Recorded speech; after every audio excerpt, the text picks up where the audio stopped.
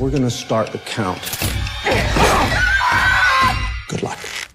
Welcome to movies stories explanation. आज हम आपके लिए लाए हैं साल 2019 की हॉरर थ्रिलर मूवी जिसका नाम है रेडी और नॉट। मूवी स्टार्ट होती है और हम एक बड़े से घर में दो भाइयों को भागते हुए देखते हैं। बड़ा भाई डैनियल अपने छोटे भाई एलेक्स को एक अलमारी में छुपा देता है। तभी डैनियल के पास जख्मी हालत में एक आदमी आता है। वो डैनियल की बुआ का हस्बैंड होता है। आज सुबह ही उनकी शादी हुई थी। वो डैनियल से मदद मांग रहा होता है पर डैनियल चिल्लाकर अपने सभी फैमिली मेंबर्स को चार्ल्स के बारे में बता देता है। सभी लोग चार्ल्स को घेर लेते हैं और उस पर हमला कर देते हैं। चार्ल्स की पत्नी हेलेन अपने हस्बैंड को बचाने की कोशिश करती है पर वो उन्हें नहीं बचा पाती। मूवी में 30 साल का समय बीत जाता है। एलेक्स जवान हो चुका था और आज उसकी शादी थी। एलेक्स वही होता है जो अलमारी में छुपा था। एलेक्स की होने वाली पत्नी का नाम ग्रेस होता है। ग्रेस एक अनाथ होती है और एलेक्स की फैमिली बहुत ज्यादा रिच होती है। एलेक्स का बड़ा भाई डैनियल ग्रेस से कहता है तुम्हारे पास अभी भी मौका है, तुम चाहो तो ये शादी तोड़ सकती हो। ग्रेस इस पर कुछ नहीं कहती है पर उसे हैरानी तब होती है जब उसका होने वाला हस्बैंड एलेक्स भी यही बातें करता है। ग्रेस उससे कहती है मैं सचमुच में तुमसे शादी करना चाहती हूँ। उनका फोटो शूट होने लगता है। एलेक्स की फैमिली में ग्रेस को कोई भी नहीं पसंद करता था पर बचपन वाले हादसे के बाद एलेक्स घर छोड़कर चला गया था और अब वो वापस लौट कर आया था, वो भी ग्रेस के कहने पर। इसीलिए कोई भी फैमिली मेंबर शादी को रोकने की कोशिश नहीं करते हैं। एलेक्स की मॉम ग्रेस के साथ अच्छे से बात करती हैं। वो ग्रेस को पसंद करती थी और इसका रीजन यही था कि वो भी एक अनाथ थी। पूरी फैमिली के सामने एलेक्स और ग्रेस की शादी हो जाती है। शादी के बाद एलेक्स और ग्रेस जब इंटीमेट होने जा रहे थे तब ग्रेस अपने कमरे में एलेक्स की बुआ को देखकर घबरा जाती है। वो एलेक्स से कहती हैं सभी लोग इंतजार कर रहे हैं, जल्दी नीचे आओ। एलेक्स ग्रेस को बताता है कि हमारी फैमिली की एक परंपरा है, जब भी हमारी फैमिली में कोई नया मेंबर ऐड होता है तो उसे रात के 12 बजे एक गेम खेलना होता है। उसके बाद तुम परिवार की परमानेंट सदस्य बन जाओगी। ग्रेस पूछती है क्या मुझे गेम में जीतना होगा? एलेक्स कहता है नहीं, सिर्फ तुम्हें पार्टिसिपेट करना पड़ेगा। ग्रेस भी गेम खेलने के लिए मान जाती है। उसे लग रहा था ऐसा करने से एलेक्स की फैमिली उसे अपना लेगी। एलेक्स के फादर पूछते हैं तुमने ग्रेस को गेम के बारे में क्या बताया है? एलेक्स कहता है मैंने उसे कुछ भी नहीं बताया है और कल सुबह होने पर हम दोनों ये घर छोड़कर चले जाएंगे। तभी घर में एलेक्स की बहन और उसका जीजा आ जाते हैं। वो शादी में टाइम पर नहीं पहुंच पाए थे। एलेक्स के डैड सभी फैमिली मेंबर्स को लेकर एक कमरे में आते हैं। वो कमरा बहुत ही डरावना सा था, उसमें हर तरफ हथियार रखे हुए थे। ग्रेस वहाँ पर एक तस्वीर भी देखती है जिसमें एक आदमी हाथ में बंदूक लेकर खड़ा होता है। सभी लोग टेबल के चारों तरफ बैठ जाते हैं। एलेक्स के डैड टोनी अपने परिवार का इतिहास ग्रेस को बताने लगते हैं। वो कहते हैं इस रस्म की शुरुआत मेरे ग्रेट ग्रैंडफादर ने की थी, जिनकी तस्वीर दीवार पर लगी होती है, जिन्होंने लाबेल नाम के एक मिस्टीरियस आदमी के साथ